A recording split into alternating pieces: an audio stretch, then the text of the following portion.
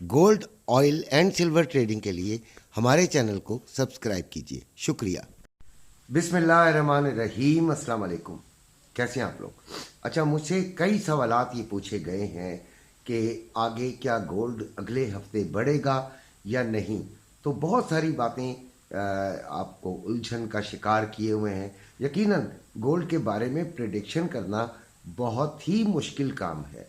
अच्छा, मैं बड़ा हैरान होता हूँ कि कई जगहों पर बड़ी ही दूर की बातें की जाती हैं कि 2700 पे चला जाएगा, 3000 पे चला जाएगा। ये कल जो था, कल जब हम ये ट्रेडिंग कर रहे थे तो उस वक्त भी ये बहुत सारी खबरें मुझे आ रही थी। बहुत सारे लोग मुझे ये बता रहे थे कि आज गोल्ड जो है वो 200-300 डॉलर तक ऊपर जा सकता है। बल्कि मुझे एक मेरे दोस्त का ख़ास तौर पे फ़ोन भी आया, जो कि ट्रेडिंग तो नहीं, अपना ये फिज़िकल गोल्ड में वो काम करता है। तो उसका मुझे बाकायदा फ़ोन आया कि आप देख रहे हैं रेट क्या हुआ है, अभी आज 2500 ये क्रॉस करेगा और 2600 तक ये जा सकता है। तो इस तरह की खबरें ज़रूर आती रहती हैं, लेकिन बात यह है कि क्या हमें उन पर उनको सामने रखते हुए, उनको ये हकीकत मानते हुए क्या कोई फ़ैसला करना चाहिए। सवाल ये पैदा होता है। अच्छा, अभी कल की पहले थोड़ी सी रुदात सुने कि कल क्या हुआ है। कि कल तीन जो चीज़ें थीं वो बहुत ज़्यादा इम्पॉर्टेंट थी। उन तीनों चीज़ों को पहले अगर आप देखें, बड़े आराम से समझिएगा इस बात को। सबसे पहले तो ट्रेंड जो था वो बुलिश था। बुलिश का मतलब ये है कि मार्केट ऊपर की से ऊपर जा रही थी। इसका मतलब है कि बायर्स जो थे, रिटेलर्स जो थे, वो बाइंग की तरफ ज़्यादा जो थे वो माइल थे और बाइंग ज़्यादा हो रही थी। लिहाजा जो रेट था वो बढ़ता ही जा रहा था इंटरनेशनल मार्केट के अंदर। बुलिश ट्रेंड हो गया नंबर 1। नंबर 2, आपके जो डेटा आया था जो 7 बजे का, वो भी बुलिश था, यानी कि बुलिश फेवर्ड, यानी बुलिश करने के लिए मार्केट को वो भी बिल्कुल तैयार था कि गोल्ड को उसने फेवर देनी थी, गोल्ड की वैल्यू को उसने बढ़ाना था। दो चीज़ें हो गई।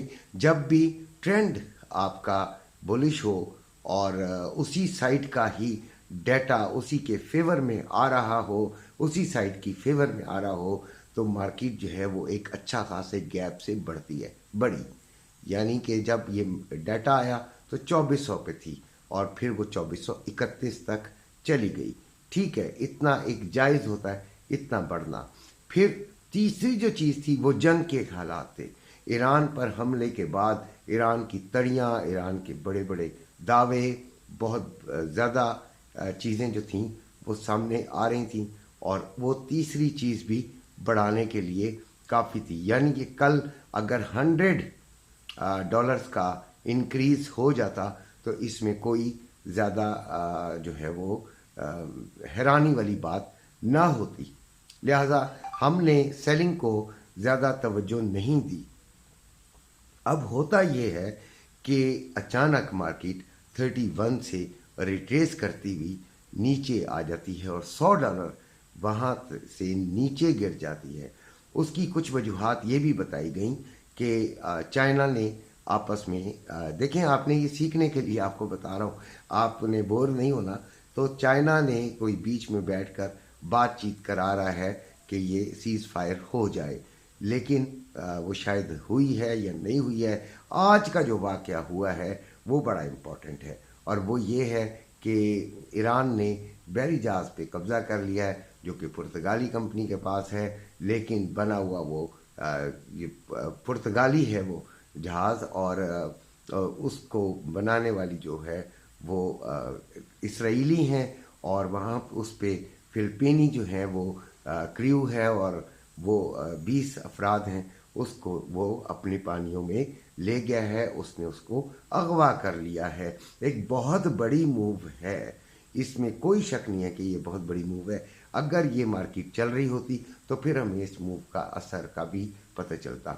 आज मुझसे जो सवालात पूछे गए हैं वो यही पूछे गए हैं कि क्या गोल्ड बढ़ेगा कि नहीं। तो मैंने उनको कहा कि देखें, बात यह है कि ये तो जंग पे डिपेंड करता है। اب صرف اور صرف جنگ پہ ڈیپینڈ کرتا ہے.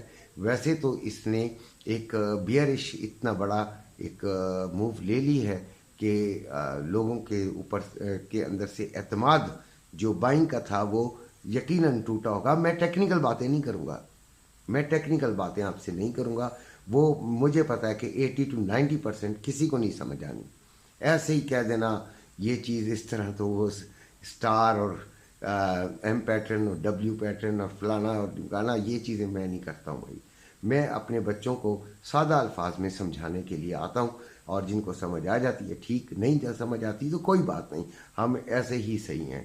اچھا جی، تو بات یہ ہے کہ وہ جو اعتماد ہوتا ہے نا مارکیٹ کا، یہ ٹوٹ جاتا ہے، اور ٹوٹنے کے بعد ہو سکتا ہے کہ یہ نیچے جائے. لیکن اگر جنگ کی کوئی خبر اس طرح کی آ گئی تو پھر ہم ہر گھڑی تیار کامران ہیں ہم. وہ کیا اسی طرح کا کوئی ہے نا، تو وہ جو ریٹیلرز ہیں وہ بائنگ میں پھر اتنی تیزی سے کود پڑیں گے. کل انہوں نے پروفٹ ٹیکنگ شروع کر دی تھی، اور دھڑا دھڑ پروفٹ ٹیکنگ ہوئی، کیونکہ بہت نیچے سے لیا ہوتا ہے. ہم لوگ جو ہیں وہ $2-4 کی بات کرتے ہیں، وہ 50-100 کی بات کرتے ہیں. لہذا زبردست قسم کی پروفٹ ٹیکنگ ہوئی، اور نیچے سے نیچے یہ دھکا اس کو دیا، اور یہ بہت تیزی سے نیچے گرا. بہت سارے لوگ، ہمارے بچے پھنس گئے ہیں اور ایس ایل نہیں لگاتے. اس کا انجام یہی ہوا کہ اب ان کا نکلنا محال ہے. ہاں، کوئی چمتکار جس کو آپ کیا کہیں گے، معجزہ، وہ اگر نکال دے تو نکال دے، باقی تو ان کے پاس کوئی چانس نہیں بنتا. تو اب گولڈ کی جو آگے موو ہے وہ یہی ہونی ہے کہ آپ کا گیپ اپ اوپننگ ہونی ہے، گیپ ڈاؤن ہونی ہے. یہ تو اب آپ کو منڈے کو ہی پتہ چلے گا. لیکن اگر جنگ کی کوئی اور تگڑی خبریں اسی طرح کی آ گئیں تو پھر گیپ اپ اوپننگ کا بڑا چانس ہے، اور $20-25 اوپر سے بھی یہ یعنی کم از کم 10 اور اس سے اوپر یہ اوپننگ ہو سکتی ہے. لیکن اسی چکروں میں نہیں رہیے گا. آپ لوگوں کو ہم انٹرا ڈے ٹریڈنگ کے بارے میں بتاتے ہیں. انٹرا ڈے ٹریڈنگ جو ہے وہ آج ہی کے دن لینی اور آج ہی کے دن ختم کر دینے کی ہے.